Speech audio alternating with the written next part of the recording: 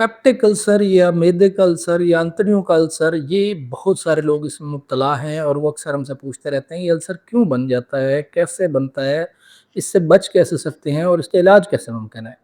देखिए, इसका पता कैसे चलेगा? इसका पता तब चलेगा जब आपको खाने के फौरी बाद जो है वो पेन होगा स्टोमक वाली जगह पे, या आपको खाने से पहले पेन होगा। ये डिफरेंट रीज़न है, इस डिटेल में मैं नहीं जाऊँगा क्योंकि हम शॉर्ट वीडियो बना रहे हैं।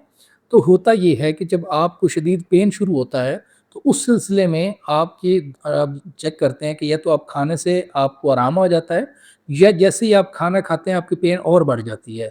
ये पेप्टिक अल्सर की अलामात हैं, और ये पेप्टिक अल्सर तब होता है जब आपकी मैदा जो है वो ज़्यादा तेज़ाब बनाता है, और वो तेज़ाब जो होता है वो मैदे की अंदरूनी लाइनों पे ज़ख़्म कर देता है, जिसको पेप्टिक अल्सर कहा जाता है। ये मैदे में, खुराकी नाली में और अंतड़ियों में, तीनों जगह पे कहीं भी हो सकता है।